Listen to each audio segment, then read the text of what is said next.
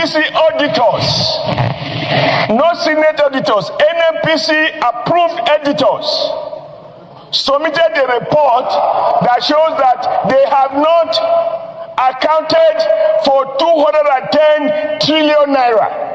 I use the word accounted for. This is not my findings. They transferred this report to the Office of the Auditor General of the Federation in accordance with the extra provisions of the Nigerian Constitution. Wọ́n máa kí gbogbo ojú tó ń wò ní káàkiri ayé, mo kí wa lọ́kùnrin lóbìnrin lọ́mọdé lágbà nínú ilé yìí. Mo kí wa pé a kú dédé àsìkò yìí, àsìkò ojú ọjọ́ ti rí. Ẹ̀dùn òdòbí bò ló ti rí lọ́dọ̀ tiyín.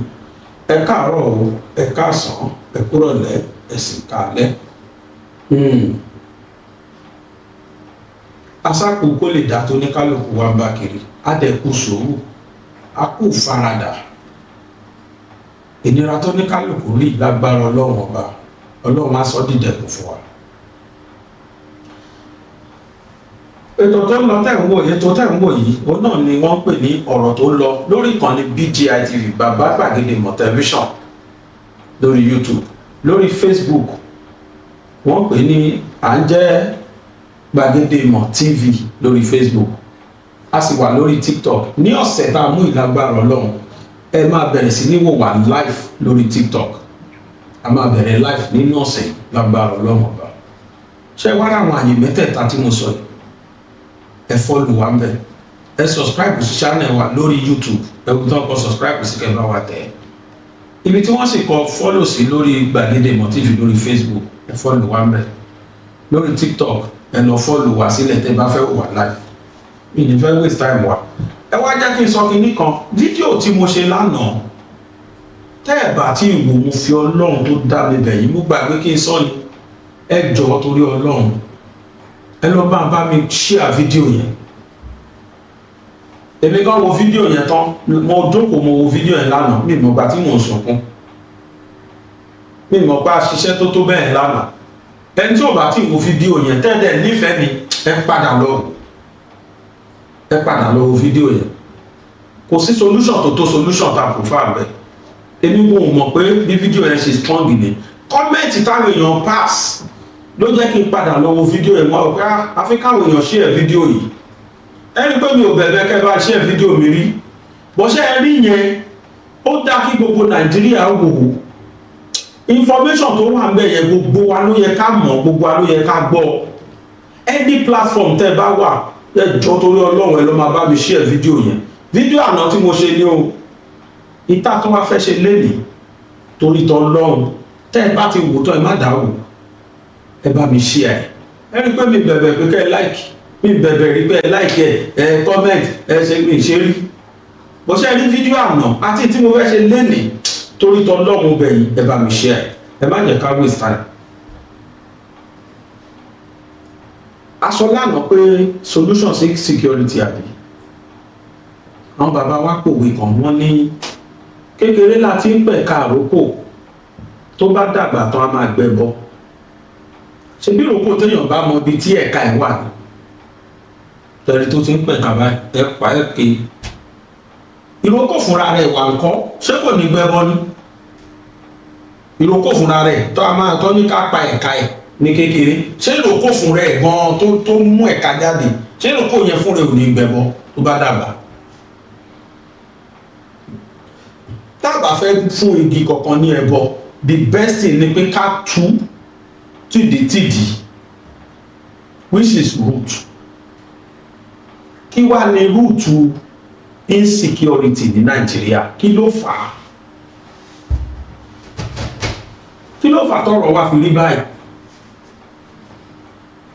Ohun tó fa insecurity mo fọlọ́ búra wàláhì corruption ló fa insecurity. Àwọn kan gẹ̀ẹ́tẹ̀ rán wọ́n fẹ́ islamize Nàìjíríà ní àìmọye Muslim country táwọn Boko Haram wà. Ṣọ́ tó fẹ́ islamize bẹ̀rẹ̀ náà ni àìmọye Muslim country táwọn Boko Haram wà. Senegal is 90% Muslim country. I stand to be corrected. Senegal 90% Muslim country, even 99%. Àwọn ẹlọ́wọ́ àwọn Senegalese ọpẹ́lọpẹ́ Ibrahim Traore tó dé yìí Boko Haram tí wọ́n burú ju tiwa lọ ṣáwọn náà fẹ́ islamize Nàìjíríà rẹ̀ but nígbà tí Ibrahim Traore dé táṣìírí tú ohun tó ń fi ṣe Ibrahim wú wọn ti di fìdí ẹ bá ti rí tí security wà níbì kan ẹ lọ wo bẹ̀ dáadáa ọrọ̀ ajé wà bẹ́ẹ̀ ọrọ̀ ajé ó wà nìyẹn àwọn western world bẹ́ẹ̀ ni wọ́n lo àwọn Boko Haram insecurity kankan tẹ́gbọ́ ẹ̀ àwọn western world àwọn wà ní àwọn tí wọ́n mine the so-called Sambisa forest and money to wà ní Sambisa forest in the next 100 years Nigeria ò ní jẹ tán tó wà ní Sambisa forest ní Maiduguri ẹ̀dọ̀ state wo ní security ti bẹ̀rẹ̀ ní Nigeria Borno state níbo lọ́gbàgbọ́ gbà Sambisa forest tẹ́bá helicopter tó ń já oúnjẹ lẹ̀ fáwọn àwọn Fulani agbénipa yẹn Borno state ló ti ṣẹlẹ̀ àwọn tó máìnì lẹ̀ rí yẹn so ẹ̀yin tẹ́ ń ṣègbọ́ ẹ má sọ pé mo á gbèjà Islam ọ̀rọ̀ gbèjà Islam kọ̀ inú mi dùn pa àwọn pásítọ̀ kọ̀ọ̀kan náà mú òótọ́ ọ̀rọ̀ kan Islamize Nigeria kọ̀ forget it èyí tí wọ́n lo ìyẹn láti fi distract attention wa torí wọ́n ní báwọn kan wà tó jẹ́ pé they are religious bigots religious bigotry they are religious bigots tí wọ́n practice religious bigotry bó ṣe wà ní Islam bó ṣe wà ní Christian wọ́n wá mọ̀ọ́mọ̀ wọ́n dẹ̀yìn àwa méjèèjì kọ́ra wa at our own detriment at their own advantage I hate ara wa bàjẹ́ sí àti ẹ̀fẹ̀ gbọ́rọ̀ ara wa rárá why torí pé they have succeeded màá wá káṣílẹ̀ tó ṣẹlẹ̀ fún wa Nàìjíríà ní àlùmọ́nì tó pọ̀ gan tí wọ́n tètè discover nígbà táwọn òyìnbó colonize wa fortunately for us after independence ni wọ́n discover petrol it was after independence tó wá jẹ́ bí wọ́n lọ discover petrol before independence ni bóyá àbáṣì wà lóko ẹrú òyìnbó dìísìn bóyá àbáṣì wà lóko ẹrú wọn now lẹ́yìn tá a bá láwọn olórí tí wọ́n ṣe tán láti lead wa tòótọ́ ọ̀nà tí wọ́n tó jẹ́ pé president ó wá ní àwọn ọ̀sán gbé senate president ní o àwọn senators na house of reps kí ló orúkọ ẹ̀ látòrí inspector general police gbogbo military gbogbo àwọn tó ń jẹ́ public office holders tí wọ́n bẹ̀rù Ọlọ́run tí wọ́n ṣe tán láti ṣòótọ́ gbogbo Ọlọ́run búra ẹ fún Nàìjíríà lóṣù mẹ́fà àwọn òyìnbó a máa sáwá kọ́ńtì wọn á fẹ́ máa gbé ó ti ṣẹlẹ̀ rí nígbà tá a ti ní àwọn olè ní olórí Nàìjíríà nígbà táwọn olè tí wọn ò tí sí láwọn kíkí post Nàìjíríà was okay there but as soon as tó dáyé Babangida Nigeria started having problems ìgbà náà lọ gbé sáàpù wa ìgbà ẹnu júlà pé àṣà lè jẹ owó kó wọ́n bẹ̀rẹ̀ sí ní jí owó wa kó ẹ wá bí wípé how do I mean wípé ìyà corruption là ń jẹ tá à ń pè ní insecurity ọ̀nà méjì ló pín sí insecurity tó ń lọ lọ́wọ́ yìí ọ̀nà méjì ló pín sí and òsì government tó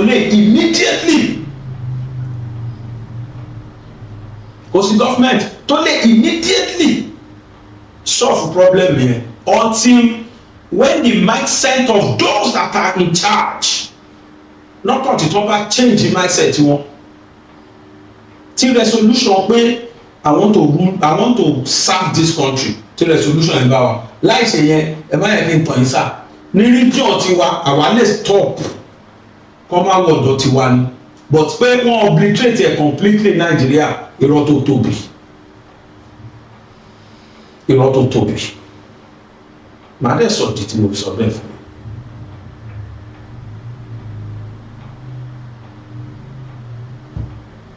ṣé gbọ́ kẹ́sì Mẹ̀lẹ̀ Kyari láìpẹ́ yìí kí ni Nàìjíríà ń jẹ epo là ń jẹ NNPC ló wà ní charge petrol wa àbí before Mele Kyari àìmọye Mẹ́fìẹ́mì àtàwọn bẹ́ẹ̀ tán ti kó wa náà gan. Àwọn kan wà tí wọ́n mine illegally láìsàn kọ́bọ̀ fún Nàìjíríà tọ́dẹ̀ kó ọrọ̀ ajé wa lọ. Èyí tí mo sọ pé ó wà ní Senegal ni pé ọ̀tí tí Senegal ṣẹ́gun kò tí ẹ̀ máa ń sọ gángan torí pé ayé àmì ni military officer ni Ibrahim Traoré kò gbàṣẹ lẹ́nu Senate kankan kí ló ṣe ó pa gbogbo wọn tán pátá gbogbo Boko Haram state country ó kọ́ pa gbogbo wọn dànù àṣírí wá tú ibi tí wọ́n protect fáwọn miners àwọn illegal miners kíá wọ́n gbé lẹ̀ wọ́n sápò country nígbà tó gbàjọba gbogbo ibi táwọn Boko Haram yẹn fi ìdí sí nílùú ó pa every one of them gbogbo ayé sọ ó ti violate fundamental human rights wọn ó ní kàn lọ dágbọn nù wọn. ECOWAS fún query okó nínú ECOWAS ó damn consequence ìjọba democracy ò ṣe ṣe bẹ́ẹ̀ àfàyè military ó damn consequence wọn ó wá yan àwọn olóòótọ́ ọ̀lù ó yan wọn sí key post kọ̀ọ̀kan ó wá lọ síbẹ̀ ó rí pé ìlú àwọn ní is one of the most endowed gold owner ní ilẹ̀ sọ Ghana o but ìlú tó tún ní gold tó Senegal ní Áfíríkà yà ṣiṣẹ́ ó wá rí pé gold àwọn ni wọ́n ń wà tó ń jí kó lọ lóyìnbó àwọn Boko Haram yẹn gba ṣéǹjì tó ń ṣọ́ wọn lẹ́yìn tó ti pa gbogbo Boko Haram tán táwọn tó dẹ̀ ń ṣe illegal mining ti sá lọ gold di tiwọn ní Senegal kí ló ṣe ó bẹ̀rẹ̀ sí ní kó àwọn miners síbẹ̀ owó tó ń rí ẹ lọ wo Senegal lẹ́nu ṣé Senegal náà ni àbí ṣé Senegal ni àbí no Burkina Faso okay Senegal Islamic country Burkina Faso Islamic country sọfẹ Islamize Senegal ní ti Boko Haram náà wà mẹ ó máa yọ fáyè ìyẹn ní ti Senegal Burkina Faso mo sọ Ibrahim Traoré ní Burkina Faso ẹwù tuntun pa òpá gbogbo dànù ní Burkina Faso ó dẹ̀ sì fi ties pẹ̀lú France toró mọ̀ báwọn ìlú òyìnbó yóò lè ní àwọn ọmọ náà dá Áfíríkà wò àwọn ọmọ náà fún ẹ̀ ní security tó lọ láfíríkà ó sì fi ties pẹ̀lú France dẹ̀ ló colonize wọn olóhùn ọba wọn ṣe mọ́ sì fi ties pẹ̀lú wọn wà sí tó ń jẹ́ security àwọn kan tó wà lọ mobilize ara wọn wá of recent ojú wọn mọ bí tí ìbọn ti ń wá inú òfurufú ni wọ́n ti ń pa wọn dànù ó pa gbogbo wọn tán ẹni bá tó bìrè kó tó wá mú yín owó góòdì tó ní ní Burkina Faso ẹ lọ bí Burkina Faso ṣe rí lẹ́yìn ẹ lọ bí Burkina Faso ṣe rí lẹ́yìn ní ọ̀dà Ibrahim Traoré kò sí tó ń jẹ́ security mọ́ ọmọ Burkina Faso sùn lẹ́yìn wọ́n fọwọ́ rọrí ọmọ Burkina Faso rìn láti bí irú Èkó sí Ìbàdàn tí ó sì wàhálà ọmọ Burkina Faso rìn lẹ́yìn láti bí irú Abẹ́òkúta sí Àbújá tí ó sì wàhálà bẹ́ẹ̀ tẹ́lẹ̀ wá gbé wọn bọ́ ṣe ń gbé àwa Nàìjíríà sí ó yìn pitch gọ́fúnà ó lé president yẹn dànù kó gbọ́ wá pàdé wá bẹ̀rẹ̀ wá wò kò wá sí ọ̀nà tí wọ́n ti gbà láti ká wọn rí pa torí pé àwọn ọmọ ìlú ṣetán láti ṣòótọ́ torí pé gbogbo àwọn tó so mọ́ra gbogbo àwọn tó lóòótọ́ tó ṣetán láti tún ìlú ṣe lù insecurity nílùú kan corruption ló ń jẹ́ bẹ́ẹ̀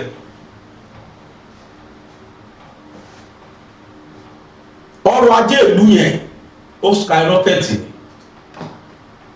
owó tó proceedings tó rí bí nǹkan tí bàbá wa Awólọ́wọ̀ ṣe fún àwọn South West ìjọ tí ta fi dolówó ó ní Ibrahim Traoré ló ń ṣe fún Burkina Faso lẹ́nu proceedings tó rí lára gold torí country ló ní gold yẹn ń sìn ẹni gbé ẹ̀tọ́ bá ti ní gold ìlú wọn country ló dẹ̀ ní ó wá ń lo owó yẹn láti fi túlù ṣe àwọn tó ń gbowó ọ̀fẹ́ àwọn tó ń gba àwọn tó ń níṣẹ́ tó ń sanwó fún àwọn aláboyún tí ò lọ tó ń lọ hospital lọ́fẹ̀ẹ́ oríṣiríṣi bẹ́ẹ̀ ló ń ṣe university láti primary school dé university nílùú wọn free ni owó góòdì wà ẹ máa náwó lọ ẹ má wọrí kòkó sápò bíi tàwọn kan Nàìjíríà kò sí security mọ́ torí pé ọ̀nà ibi tí wọ́n ń ṣọ́ wọ́n ti pa gbogbo wọn dànù mo fi Burkina Faso ṣe sample ká lè mọ ibi tí wàhálà wa ti wá. Now let us come to Nigeria. À ń pariwo insecurity. Are you telling me that àwọn àmì wa wọn capable látijọ́ láti ṣẹ́gun wọn rárá? Torí pé bíjọba ṣe ń ràn làwọn kan tó wà níjọba ṣe ń tù àtàwọn tó ti kú ìjọba tó wà lágbára tó ń rí jẹ nínú ìdí security yẹn wọ́n ń tù bíjọba ṣe ń ràn lọ́wọ́ làwọn ṣe ń túbọ̀ bíjọba ṣe ń ràn làwọn tù wọ́n dẹ̀ jẹ́ the presume alágbára tíjọba gbọ́dọ̀ fọwọ́ kàn lára àwọn tíjọba ń fọwọ́ kàn ló dọ̀tá ló di gbogbo táàrí tó ṣẹlẹ̀ sí Tinubu. Now I am not here to talk about Tinubu. I am here to tell us the root cause of insecurity. Àṣírí kan tún láìpẹ́ ok ẹ̀yin náà máa wo gbogbo tó lọ kí ló dé táàrí ìbéèrè bá ṣe wà yìí ọ̀ṣọ́ ọmọlẹ̀ Emefiele ìyẹn wà ń bẹ̀ níbi tó wà ṣẹ́gbọ́n iye tó gbé 3 trillion létí ẹ̀ náà Mẹ̀lẹ̀kíárì la tó wà nú ẹ̀rì Mẹ̀lẹ̀kíárì yẹn tiẹ̀ wọ́ọ̀sì débi pé ibi ọrọ̀ ajé wa gangan tó ń pè ní Nigeria National Petroleum Corporation àwọn náà wà ní ìjáde gbogbo ẹni tí epo ní Nàìjíríà ẹni tó jẹ́ group managing director wọn ọkùnrin olè tẹ́ ń wò yìí Mẹ̀lẹ̀kíárì òní ló jẹ́ group managing director NNPC. Now wọ́n máa ń ní auditor gọ́fìmẹ̀ntì náà máa ń ní external auditor tiẹ̀ tó máa gbé wá síbẹ̀ lọ́dọọdún wọ́n máa audit àkáǹtì wọn ara nǹkan báyìí rìsíìtì ẹ̀rí níbo ni 2,000 ilé ìwà rìsíìtì ẹ̀rí tá a fi ṣe ni níbo ni 10,000 ilé ìwà rìsíìtì ẹ̀rí tá a fi ṣe ni. àwọn owó méjì kan wá sọnù 107 trillion kan àti 103 trillion kan wọn ò ní rìsíìtì fún wọn ò mọ ibi tó wà. auditor kí náà pè auditor NNPC ló audit o èsì ọ́dítì yẹn kẹrin wọ́n gbọ́dọ̀ gbé lọ sọ́dọ̀ gọ́fìmẹ̀ntì wọ́n gbọ́dọ̀ ó níbi tó máa gbé èsì ọ́dítì yẹn lọ tí ọ́dítọ̀ yẹn ibi tó gbé sí yẹn lọ àwọn liaise pẹ̀lú senate committee ti wà tí wọ́n jẹ́ ẹnìkan ṣónú senator ó lè wà ní committee mẹ́ta ó lè jẹ́ chairman nínú ilé kó jẹ́ member nínú ilé. so tó ń fa corruption tó ń fa insecurity wa ni mo sọ fún wa àwọn tó wà ní ìjáde ibi tọrọ ajé wa wà kọ̀ọ̀kan ní billions lọ́wọ́ wọ́n wá ná sponsor àwọn ìka yìí tí wọ́n ń pa àwọn èèyàn yìí wọ́n fún wọn lówó àwọn là ń pè ní Fulani herdsmen sponsors. Àwọn kan negotiator làwọn bíi ti Gumi àwọn kan àwọn gbọ̀ngàn náà finance wọn láìpẹ́ ìdẹ̀rí tí wọ́n ra aṣọ tuntun wọlé fún wọn àwọn army camouflage air force navy àwọn tó ń sponsor wọn náà rà gbogbo owó ransom tẹ́gbọ́ tó ń gbà yẹn percentage lásán làwọn tó ń ṣiṣẹ́ gangan gbà àwọn kan wà tí wọ́n jẹ́ elite tí wọ́n ń gbowó yẹn lọ́wọ́ wọn tó ń benefit direct nínú budget Nigeria government fún security wọ́n budget direct inú ẹ̀ the insecurity fúnra wọn benefit direct inú ẹ̀ nínú budget government wọ́n benefit direct nínú insecurity fúnra ẹ̀ because bí insecurity bá ṣe tó ni government ṣe máa budget owó síbẹ̀ tó tẹ́tí wípé corruption ni bí security bá ṣe tó nílùú lọ́dún yìí sìn àti lọ́dún tó kọjá àti 2020 2024 even as soon as Tinubu wọlé gbàrà ó increase budget ó gbé appropriation budget lọ sọ́dọ̀ Senate ó fi increase budget owó security 2024 2023 2024 2025 the current year àtàwà 2026 owó budget times 10 ní percentage tó fi increase sí the previous ones èsì dà. Where is the result? We cannot see result because of the corrupt ones. Ara wọn ni àṣírí ẹ̀tú yìí. Mele Kyari, kéèsì Mele Kyari náà mo wá tú fún wa. Bẹ́ẹ̀ mo fẹ́ jẹ́ ká mọ root cause of insecurity. Nínú àwọn cause kan, wọ́n máa ń pe kinní kan ní causes, effect and solution. Solution ni mo sọ lánàá. Effect là ní bọ́n ṣe ń gbá àwọn wọ́n ṣe ń gbé gbogbo ẹ̀. What is the real cause of that insecurity? Corruption. And until we kill that corruption, will kill every one of us. It has turned to cankerworm that eats deep the liver flux of our economy, the so-called corruption. Now, all of a sudden, wọ́n fi Mele Kyari, wọ́n fi ṣiṣẹ́ group managing director. Ibo ló máa ń sòfin ṣe kínní yẹn tẹ́lẹ̀, bẹ́ẹ̀ Mele Kyari jẹ́ láyé Buhari torí pé nígbà tí Buhari wà ní tó wà níjọba ó kàn kó Fúlàní káwúsá sí bó ṣe o. Ìgbà tó di 2025 wọ́n yọ Mele Kyari kú. Bóyá torí pé wọ́n ti wá yọ yẹn làṣírí auditing yẹn ṣe wá tú. Torí ká ló wà ń bẹ àti fọwọ́ bò ó. Wọ́n ṣe auditing tán, wọ́n fi auditing ránṣẹ́ sí àwọn committee, senate committee, síbi tó yẹ kó fi ránṣẹ́ sí àwọn yẹn gbé fún senate committee. Senate committee rí report, wọ́n rí pé discrepancy wà nínú auditing yẹn. Wọ́n ránṣẹ́ sí ẹni tó jẹ́ current group managing director, Báyọ̀ kìíní kan ló jẹ́. Wọ́n ránṣẹ́ sí Ọ̀gbẹ́ni, discrepancy wà nínú owó tẹ́ gbé ránṣẹ́ o. Máa yẹn ní ó ṣẹ̀ gba kò ní ó lóun á ṣiṣẹ́ lé. Ó ṣiṣẹ́ lé lọ́wọ́ lórí ibi tọ́rọ̀ yẹn wà. Ó wá kọ lẹ́tà sí senate committee wípé tó ẹ̀yin èèyàn mi 103 trillion kan àti 107 trillion kan méjèèjì jẹ́ 210 trillion owó yẹn in dollars náà kò tiẹ̀ ṣùgbọ́n Nigerian currency ẹ̀ ó jẹ́ 210 trillion lówó yẹn jẹ́. Èmi dẹ̀ kọ́ o, ayé mi kọ́ o, ayé Mele Kyari ni o. Senate committee ránṣẹ́ sí Mele Kyari ń gbọ́ Ọ̀gbẹ́ni máa bọ̀ wá ṣàlàyé. Mele Kyari ò yanjú.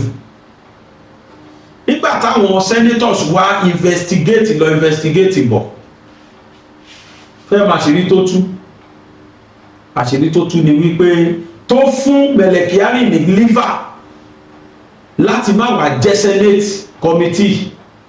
Àṣírí tó tú ni pé the senate president, current senate president Mele Kyari gba ọmọ ẹ̀ sínú sí NNPC.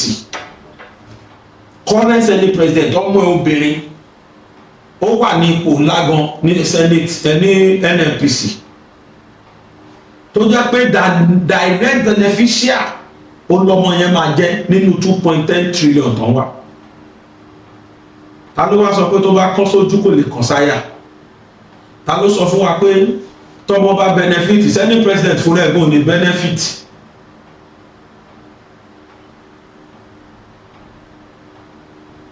Báyọ̀ yẹn sọ fún wọn pé tó ẹ̀yin èèyàn mi ayé mi kọ́ ni 210 trillion tẹ́rí yẹn o, ayé Mele Kyari ni o. Láti 20 wọ́n ní the committee issued the threat following Mr. Kyari failure to honour several invitations to explain the alleged 2010 trillion discrepancy flagged in report submitted by the Auditor General of the Federation. Torí lẹ́yìn tí auditor ti NNPC audit tán, Auditor General of the Federation náà lọ audit. Lára àwọn committee yẹn kẹ̀rẹ́ tó jẹ́ ti Senate committee, former Auditor General náà wà nù wọn. Former Accountant General former Accountant General wà nù Senate committee. So ìyẹn mọ bó ṣe ń lọ. Now wọ́n pe Mele Kyari lákọ̀ọ́kọ́ lẹ́ẹ̀kejì lẹ́ẹ̀kẹta títí dórí ẹ̀kẹsàn. Mele Kyari ò jọjú. Wọ́n kàn máa gbọ́ ni wọ́n kàn gbọ́ kó ti travel out tó ti lọ Germany. Inú wa bí àwọn Senate committee pé what an effrontery láì mọ̀ pé ìròmì tó ń jó lórí omi onílù ẹ̀ wà nísàlẹ̀ odò, láì mọ̀ pé Senate president gan ní interest inú ọ̀rọ̀ yẹn. Àwọn yẹn wá jókòó, mi ìfẹ́ máa ka kíní kó má gba time wa. Àwọn yẹn wá jókòó, wọ́n wá even gan owó tó ń wáyé láti 2017 to 2023 ni ló cover. Àwọn yẹn wá jókòó, wọ́n wá ronú pé a pé ẹni kò yọjú. Chairman of the committee Ibrahim Dankwabo ó wá issue ọ̀nà kọ́kọ́ issue warning nígbà tó ṣe meeting National Assembly lọ́jọ́ Wednesday. Wọ́n wá sọ pé okay, do you know what, ẹ jẹ́ ká issue bench warrant fún anywhere tó bá wà ní whole world, bí ìkúkú bí yíyè adaptation mọ́lẹ̀ ní dead or alive, they should produce him. Nígbà tí Senate president gbọ́ Senate president bá yarí fáwọn committee, ta ló fún yín láṣẹ? He make sure he decapacitate them. They were all decapacitated.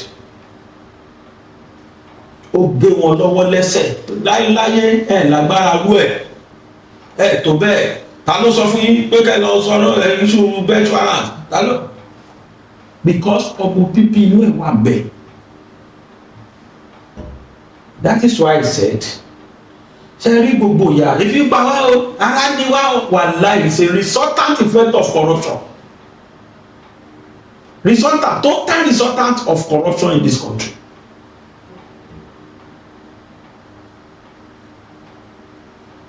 Melekiari refused to appear. The Senate committee, I believe, Senate committee has every authority to arrest in any means anybody tó bá pè fún question tí ò bá yọjú. Wọ́n lè arrest, wọ́n lè issue bench warrant fún. Bench warrant ní pé ìwé àṣẹ ẹ lọ fi tipátipá gbé wá anywhere. But Senate president mọ ibi tọ́rọ̀ máa wó sí, ó bẹ̀rẹ̀ sí ní decapacitate wọn, ó bẹ̀rẹ̀ sí ní gbawájú gbẹ̀yìn, ó gbàgbára kó lọ́wọ́ àwọn committee yẹn.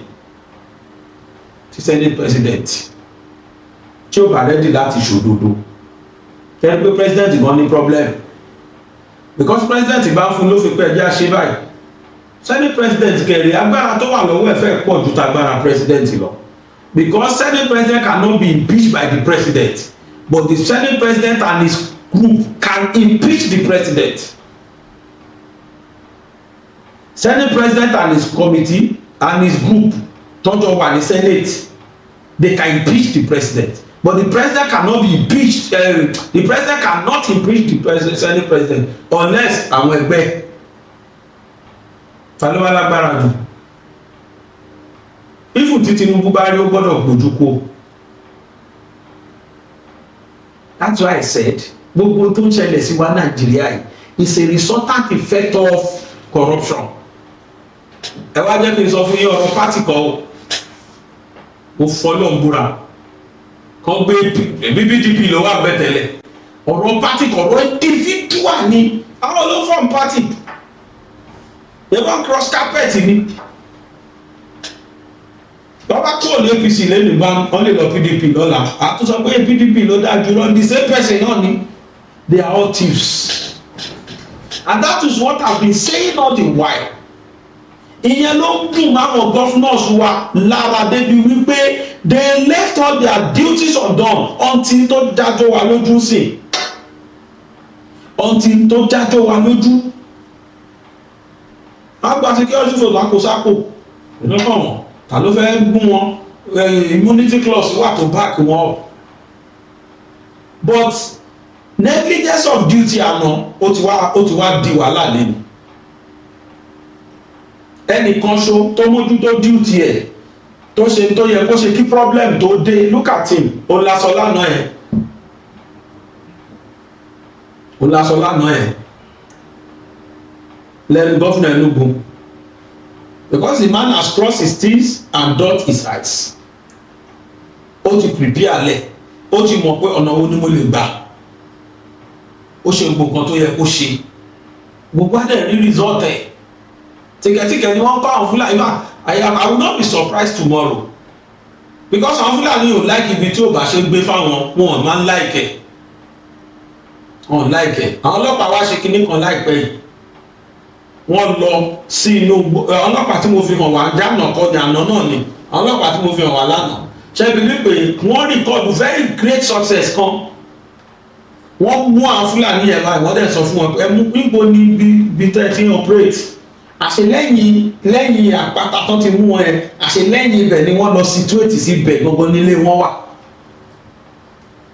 àwọn ọlọ́pàá yẹn dẹ̀ wá wọn rí, wọ́n pa gbogbo wọ́n destroy, wọ́n dídì lọ gbé caterpillar wá ní wọ́n fi destroy gbogbo ilé wọn. mo ṣe ń bọ̀ lórí yẹn later a máa present yẹn, ó lè jẹ́ ní olè jọ́la. wọ́n dismantle gbogbo ilé wọn. èyí tó ń pè pé èèyàn pa insecurity láti root nìyẹn. láti àná láti bẹ̀rẹ̀ solution a máa wà, causes ni mo sọ lẹ́nìí, lọ́la a tún máa sọ effect àti solution mi. There's a lot of solutions tá a lè find sí. ọ̀nà tó fi encourage àwọn Fúlàní pọ̀ lẹ̀ tí wọ́n fi ń pọ̀ sí, tó fi ní Nàìjíríà ní múgùn. lọ́la lágbára Ọlọ́run máa tún sọ solution mi, ọ̀nà míì tí mo tún discover pé a fi ń jẹ̀bi àwọn arábí. tábà dẹ̀ tó dí ọ̀nà yẹn náà wọ́n á máa pọ̀ sí i. now wọ́n pe Mẹ̀lẹ̀ Kyari kò yọjú, ìròyìn ẹ̀ tó ń jó, ṣé kò sí lé kò só nílùú ẹ̀ lábẹ́ omi ni. odidi senate president fún wọn query, ó bẹ̀rẹ̀ sí ní query àwọn tíìmù yẹn, pàápàá jùlọ Adams Oshiomhole, torí pé ó ti rí Adams Oshiomhole as threat síra ẹ̀. Oshiomhole dìde, ó sọ panápaná ọ̀rọ̀, ó tú àṣírí tó pọ̀. àwọn kan wà níjọba tó jẹ́ pé wọ́n rò tọrọ, wọ́n dẹ̀ fẹ́ kí ìlú yìí dáa. wọ́n mọ̀ pé resultant effect ìwà táwọn ń wù yìí ó máa tẹ̀ lára aráàlú. kí ni gáàsì ṣe fẹ́ di 2000 torí kí ni. but it is resultant effect of corruption. Mẹ̀lẹ̀ Kyari ti kówó náà, ó ti kó owó jẹ. I couldn't imagine 210 trillion. The same thing náà ni Tesiani ṣe, Minister for Petroleum. eléyìí ò wá ṣe Minister of Petroleum, just group general manager ní under Minister of Petroleum. wọ́n dẹ̀ wà 210 trillion, not even be trillion ní under minister under jurisdiction yẹn, and you now refuse to come and explain how it got the money went. Ibo lówó lọ, ibo ló wà, you refuse to come, you refuse to appear. ẹni wá jẹ́ paymaster ẹ wá ń gbèjà ẹ ní senate. òun ló fà á gbogbo ẹni tí ó bá mọ̀ títí Oshiomhole fi dìde jọ yẹn tó fi ń rántí tó fi ń dún lóhùn tóhùn rárá. bá play video yẹn. The witness box before the world, allow me freedom to hear. There are two sides to a question. If we are too busy, why did you raise it without even calling me in an executive session? Do you know how many if minutes? you want to crucify me in public, I will defend myself in public. For God's sake, whoever has power, we must all exercise it with wisdom. Before we dismiss one of us, we should be allowed. You can sentence me to prison, but allow me to defend myself. The Senator Oshiomhole, you have 1 minute to round off. Thank you so much. You are very generous. Even though you spent 40 minutes accusing me and lining up senators to reinforce the accusation, I conclude. First, we did not. It's a pity the chairman of the committee is not here. We acknowledge that the committee by itself does not have power to issue the bench warrant. But this will be communicated to Your Excellency, the Senate President, who has that power. Number two, this motion was not moved by me. It was seconded by one of your principal officers. None of those names have been mentioned. It is as if we went there on our own. Now, my choice of words, we have senior advocates here. Even in matters of murder, if you can establish that you acted under extreme provocation, the court will take a second view. This Senate, under your leadership, was being attacked. Our collective integrity was called into question. You were accused of nominating your children to work in NNPC. And here we're asking questions about 210. But what I want every member of the House to hear is that two issues. But NNPC claim over 107 million was in banks that have been liquidated. Without listing the name of the banks. Second, that about 103 trillion naira was by drivers and tankers that carry product of NNPC and they cannot account for it. Between yesterday and today, nobody has said anything to me. I am not aware that this Senate makes decisions on the basis of edited reports. And for me, sir, it will be a sad day if what is reported form the basis of Senate decision and not the entire gamut of the procedures. In that committee, we have a principal officer of the Senate, Senator Nwabui. He's seated there. I am not the mover of the motion to issue bench warrant. I notice that it is only my name that is put here. And I think I do understand why it is what I said that is singled out. Number two, I hold the view and I've done my best to defend our collective image. And I am shocked that the House leader referred to my reactions and not what I was reacting to. Could I just be walking on the street? For many of you know me, I have never been a guest for psychiatric evaluation. We sat there on your orders to invite the NNPC to explain the numbers that amounts to about 210 trillion naira. And he had been invited over and over and over, about 9 times, as enumerated by Distinguished Senator Nwabui, a principal officer of this House. And in all these 9 invitations, Melekeri, former group managing director, refused to show up. And the guy who spoke yesterday, the former chief financial officer, he was invited to explain the audit. I think it's an opportunity, Mr. President, to remind us that what you ask us to do in accordance with the provisions of the Nigeria Constitution is that NNPC auditors, not Senate auditors, NNPC approved auditors, submitted a report that shows that they have not accounted for 210 trillion naira. I use the word accounted for. This is not my findings. They transferred this report to the Office of the Auditor General of the Federation in accordance with the extra provisions of the Nigeria Constitution. Everything in the Nigeria Constitution, I've read it. And I want to plead with you, sir. Don't publicly accuse senators of being ignorant of the rules. We are knowledgeable of the rules. We have done you proud by citing those rules. Yesterday, Senator Babangida read the rules to explain to those appearing before us that they are not doing us a favor. I'm not into inquisition, but you gave us a job to do. So when somebody abused my brother, abused my sister senators, I should give him ice cream. I wanted him to know that he does not have the monopoly of being vulgar against the Senate. But if it is your view, that even when senators are being abused, I should apologize. I have no difficulties. Even by my size, only the law can keep people like me walk the street freely. Because without rule of law, I don't have the physical might to protect myself. But it may not be said that I was there when this Senate was abused, when Senator's character was maligned, when we are accused of nominating our children to get employment. Point of order. About you are thieves.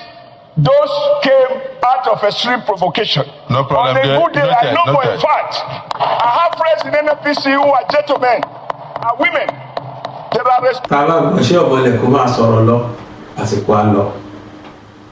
You have heard it from Justice's mouth. Lára àwọn committee members. Gbogbo ìgbésẹ̀ tó ń gbé níṣẹ́ ni Akpabio ló gba ìgbésẹ̀ yẹn jẹ́ torí pé ọmọ ẹ̀ wà ńbẹ̀. So due to this, corruption yẹn persist lójoojúmọ́. Àwọn tí wọ́n ṣe ń kọ insecurity yìí, special people wà láàrin wọn tó jẹ́ pé wọ́n sponsor àwọn ará bí oríṣiríṣi videos láti rí. Kódà let me tell you the fact, àwọn governors kan ní north tó sì wà kó governor ní north tó sponsor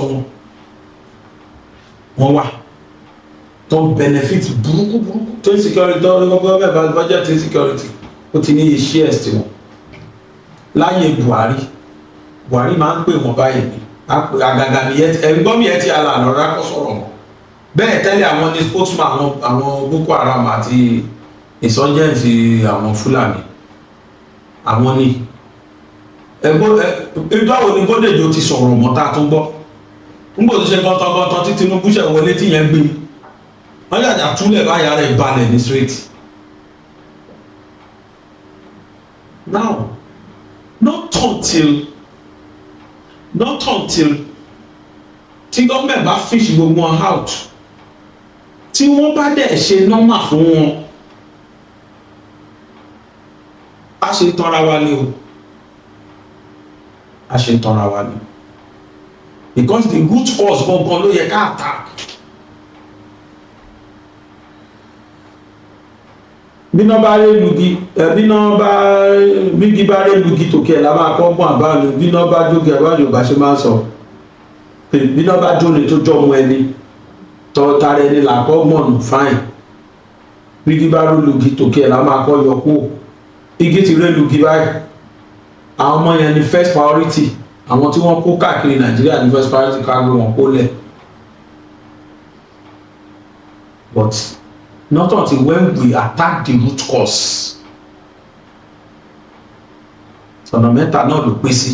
Ọ̀nà àkọ́kọ́ làwọn tó ṣe illegal mining tí wọ́n rí jẹ nínú gbogbo insurgency tí wọ́n fi àwọn Fúlàní yẹn ṣe security fúnra wọn.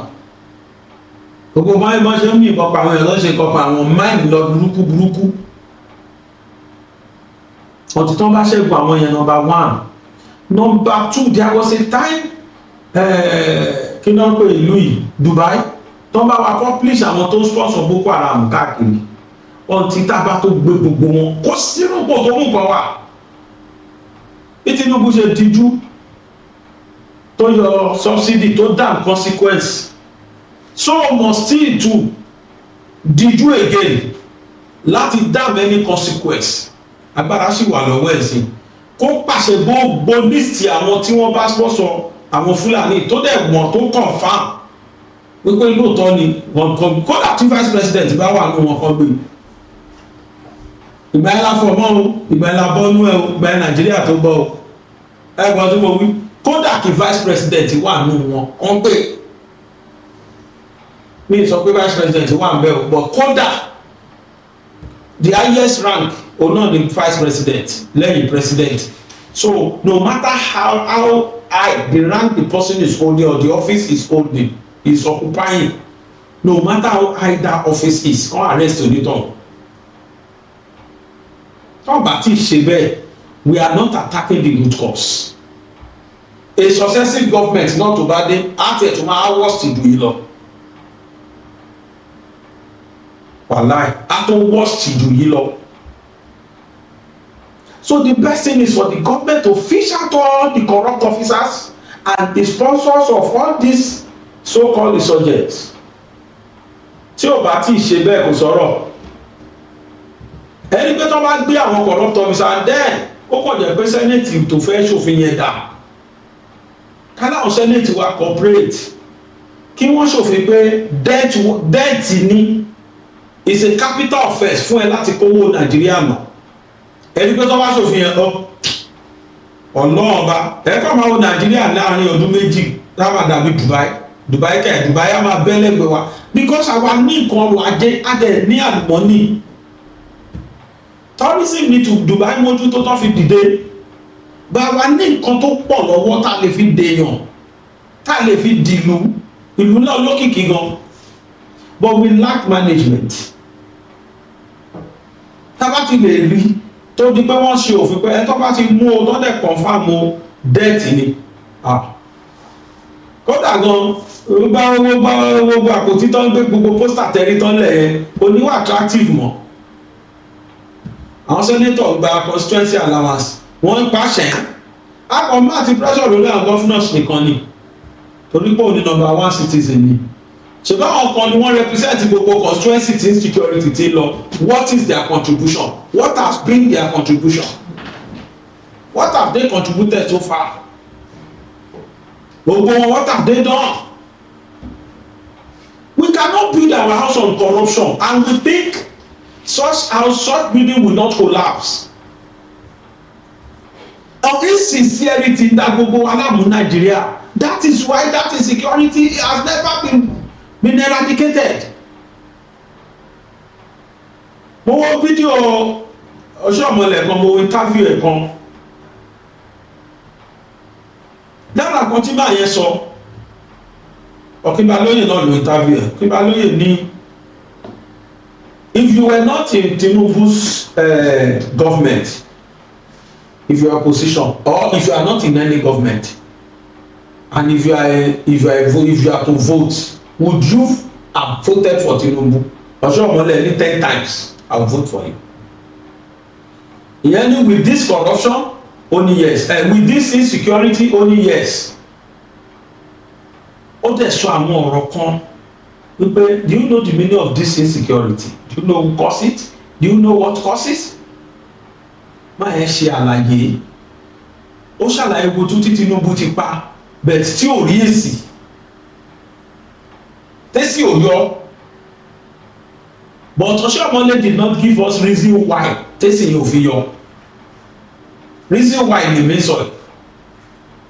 Not until when the government take the bull by the horn. Nígbà tí gọ́ọ̀mẹ̀ntì fi kọ́lẹ́jì yọ subsidy gbogbo ayé fẹ́ parẹ́ ayé dúró padà. Kí wọ́n kó dúró bẹ́ẹ̀ náà kán fi gbá kó gbogbo àwọn tí wọ́n ti mọ̀ pé ilé sponsor tó dẹ̀ confam kán kó gbogbo wọn.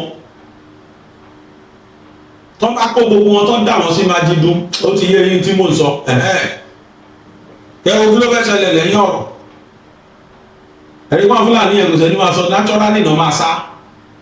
But tá a bá sì ń ṣe bọ́kọ̀ àlùbọ́kọ́ they are our party member they are our kìnnì kan they are our Fulani brothers kò ní sọ̀rọ̀ o. Kí gọ́ọ̀mẹ̀ntì ná 1 trillion kò ní tán. Quote me anywhere because we are only cutting the edge. We did not attack the root. And not until tó bá uproot well from the root. Ewé ò ní kú a máa rúwé sí ni. No fight tí òfin mi ìrírú trillion tí gọ́ọ̀mẹ̀ntì kan fẹ́ ná. With this crop of 419ers kò ní yọ ẹ̀jẹ̀ kóbì náà wá. Kóbì wá attack corruption kànífà kò tí ẹ̀ ní pẹ́ sá lọ ná. Torí tẹ́lẹ̀ problem bá dé òun máa sápò ni. Nígbò bá sápò Nàìjíríà lọ máa ṣe gan president wọn China the next thing tó máa kù nìyẹn.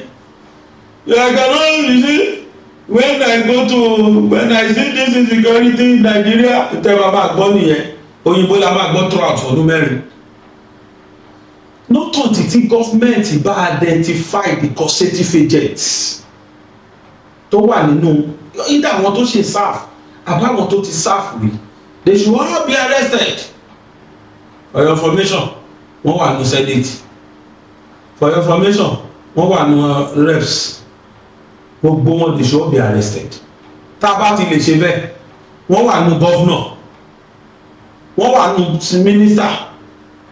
Gbogbo wọn yẹn tá a bá rí ìjọba tó lè ṣe environmental sanitation rú ẹ̀, ìjọba yẹn á ṣàṣeyọrí lórí insecurity. Kódà kò ní náwó tó pọ̀, kò ní ìdí kó náwó rẹpẹtẹ.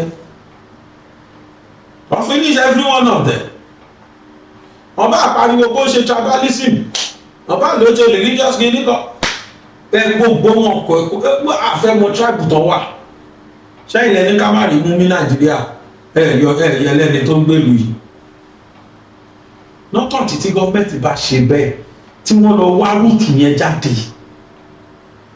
Number one. Number two, tó wá bọ́ sí inú ìjọba tó ní kọ́dítọ̀ kó máa ọ́díìtì lọ. Gbogbo àwọn tó bá ti bẹ́ bọ́ lẹ́rù wọn báyẹn gbé wọn kí ló jẹ́ mẹ́lẹ̀ Kyari. Inú ìtàn sì lọ tọ́jú emele fíèmèlè. Gbogbo ẹ̀yin ìjọba ló fún wọn láyè. Wọ́n sì gbà láyè ní fundamental, kò ní dáhùn fundamental human rights. Wọ́n ti fa ilé tí human rights àwa tó kù náà. Àwa káàsì nípò tá à láǹfààní owó táwọn jí kó yẹn tó dẹ̀ jẹ́ pé owó tó tọ́ sí wa náà ń jí kó yẹn. Wọ́n ti fa ilé tí fundamental human rights wa ní tó tọ́ sí wọn ní kú. This is my judgement. You are hereby condemned to death by hanging ló yẹ kó tẹ̀lé. Nǹkan ṣe China nìyẹn. That is why you see China working today. China identify all the corrupt officers, all the corrupt public officers. They executed every one of them. Then they now make law. Anybody tá a bá ti bẹ́ bọ lẹ́rù ẹ̀ o pípa lápá wọ́n dẹ̀ pa wọ́n tí gbogbo ayé ń rí ẹ̀mọ̀ yẹn tó ti condemn ní China. Ìlú tó ní zero tolerance for corruption yẹn. Go to a lot of Asian countries, you see them prospering. Why? Because it is ọba ìjòyè kankan ló rúlu wọn. Àwọn òdẹ̀rẹ̀dẹ̀ àti kówó náà ìjọba ti kówó náà máa gbé wọn tó rán ní òfin bẹ́ẹ̀. Òfin tí wá bí òfin bọ́kọ wàláì kékeré máa dùn wàláì ká ní pé Nàìjíríà náà ti mú ni wọn wá ti parí kéèsì yẹn ti pẹ́. Ìtọ́jẹ́ tó fi ń tẹ̀ wọ́n lọ́wọ́ yẹn kò ní rẹ̀ wọ́n bó lòdì sẹ́nétọ̀. The reason why Nigeria is not working is because all the politicians are above the law of this country. In them, so ní law, ní law, ní constitution, ní law. Ordinary promulgation la ní pronouncement. Nígbà tó ń kọ́ wa ní pé kí ló ń jẹ́ law. What are the attributes of law? What are the signs that must be present before a law could be called a law? Wọ́n sọ fún wa bẹ́ẹ̀ pé it must bind on every citizen of the country, irrespective of class or creed. But ní Nàìjíríà táìmù kan tí wọ́n pe Babangida sí iná pe committee Oputa panel, he told them directly pé I am above Nigeria law. Babangida wọ́n dẹ̀ fílẹ̀ dọ́là gbogbo ló wà lórí wíṣẹ́ àyè lẹ́kọ̀ọ́ above Nigeria lọ wọ́n nìkan lọ gbé wá wọ́n nìkan all this one wọ́n gbé inviting me to come and do what I'm above Nigeria law and it's above. A lot of them are like that. They are still living. That is why they will never see solution to that insecurity, because it is resultant effect of corruption. We must kill that corruption before that corruption kill us. Otherwise, the root cause ni mo identify for why. Let government attack the root cause. Tó bá attack the root cause, ẹ rí pé wẹ́rẹ́ ní ṣe olúwa. Kódà wọn ní ná billions. There are some people that are benefiting directly from the shout, from the cry of everybody. Torí bẹ́ẹ̀ bá ṣe ké tó ló ṣe máa kájọ ọba lára ló ṣe máa budget owó fún security tó láyé ìgbà kan when Nigeria was still safe. Owó là ní láti fi jẹun are safe. Èló ni budget security gbà yẹn because we were secured. ìjọba Tinubu ẹ wá ẹ identify gbogbo àwọn tí mo sọ yìí, take them out, fish them out, ẹ make sure pé you do the needful for them. kẹ́ ẹ wá wo kí ló fẹ́ ṣẹlẹ̀ láàrin ọdún kan. gbogbo Fúlàní tẹ̀rí yẹn wà láwọn kan ló ń kó wọn wọlé tìkẹ̀tìkẹ̀. ṣé báwọn kan ló ń fún wọn, àwọn governors kan ni wọ́n fún wọn ní voters card, ló ń fún wọn ní id card, the national id card táwọn ò tí ì rí gbà àwọn ní. wọ́n lẹ́sọ̀ láti Niger Chad gangan neighboring country wọ́n ti kó wọn wọlé, ọ̀dẹ́ kó wọn lé wọn lọ́wọ́. ọ̀yà go to the bush go and kidnap. tó bá ṣe ń pariwo yẹn tó inú àwọn á máa dùn ní torí bọ́jẹ́ẹ̀tì ń bọ̀. adẹ́ kó bọ́jẹ́ẹ̀tì náà wọ́n lè láwọn ra ìbọn 10 billion, wọ́n lè láwọn ra ìbọn kìíní kan billion, kọ́sà ti ní rìsíìtì fún, tó bá ti ní rìsíìtì fún ọ́dítọ̀ ọ́dítì lọ́ntì ẹ̀, tó bá ti wá ní rìsíìtì fún ni wàhálà máa dé mẹ́la ṣìlí máa tú. So in summary of what I'm saying today is that the root cause of our insecurity, the root cause of the economic sabotage is because of corruption. àti ebi pàmò o ààrẹ jẹjẹ o inú kan tí o wá gbá kiri ẹ wà láì corruption. Jésù àti Muhammad kàn kó àwọn méjèèjì sí president àti vice president with the crop of politicians in this country wà láwọn aṣètì. Coach me anywhere. kàn bá nàbí wà kàn gbé Jésù tẹ̀lé kàn ní ẹ̀yin ni president àti vice president Nàìjíríà o pẹ̀lú crop of politicians tó wà bẹ́ẹ̀ sìn. àwọn olóṣèlú tó ń ṣe minister tó ń wà senate tó ń wà ní public offices káàkiri yẹn. àyàfi tó bá ṣe òfin, àyàfi tá a bá rí ìjọba tó lè ṣe gbáko tó máa dá many consequence, bá máa yọmí ẹ yọmí tó gbé gbogbo wọn. bàbá Tinubu àti identify ẹ̀ fún yín, ó wá kúkẹ́ act lé lórí. Mẹ̀rẹ̀ Kyari ní ìsìn torí pé ó ti lẹ́ni ajá ẹ̀ lẹ́ni lẹ́yìn, ó ń pọ̀bọ̀ lọ́wọ́lọ́wọ́. gbogbo ọmọ Nàìjíríà owó gbogbo wa lọ lórí ìbú tẹ̀ ń wò yìí ló kó sọ́wọ́ o. kò dẹ̀ ṣòun nìkan, wọ́n pọ̀ 2 trillion ẹnìkan ṣòun ló ti fẹ́ ta gbogbo ló fẹ́ kó sàkáǹtì wo ló fẹ́ gbà sọ pé sọ́wọ́ ni. tó bá yọjú bẹ́yẹn ta tí sẹ́nẹ̀tì bá gbé ẹ rí pé àìmọye gbùrù tó máa fa gbó tó bá fa gbùrù ẹ̀, àìmọye gbùrù tó máa fa gbó. gbogbo owó tó kàn òun lè má ju 1 trillion lọ́nà ẹ̀ nínú 210 trillion. bóyá 10 trillion jẹ́ nìkan 10 trillion èlò wa ní bọ́jẹ̀tì Nàìjíríà but ó di 210 trillion tá a bá nínú yẹn gbà. Why will Nigeria be borrowing? What business do we have in borrowing money again? tọ́jà pé individual àkọ́kọ́ wá ṣàlàyé tó pọ̀ tí ó ṣàlàyé but senate president náà lẹ́nu torí pé bẹ́nu bá jẹ ojú àti ó ti mọ̀ pé tọ́ bá fa gbùrùgbùrù àfagbó tọ́ bá ti gbé mẹ́lẹ̀ ó likely kò súnmọ́ ọmọ òun náà tọ́rọ ọmọ ẹ̀ náà wà nù àwọn àgbàlagbà nù NNPC ọmọ Nàìjíríà ọlọ́run máa fìyà jẹ wá lóye ó wà máa léèyàn Nàìjíríà wà máa tó nù gan-an àìmọye ọmọ tó rí di petroleum engine tó jẹ́ pẹ́tẹ́ǹtì o petroleum engineering petroleum kìíní kan tó ń rí tọ́ọ̀nì gbà ọ̀fíìsì yẹn láíláí ọmọ senate president wọ́n sọ di family entity bàbá ní number 3 Nàìjíríà ọmọ náà tó wà lẹ́nà NPC ọlọ́run máa ṣàánú èmi náà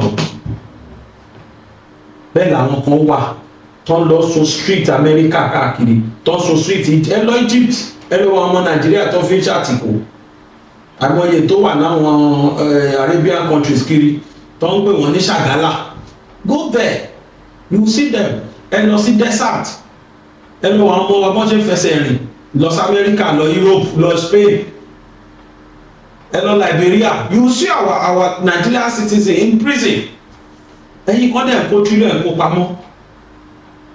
So gbogbo tó ṣẹlẹ̀ yìí is resultant effect of corruption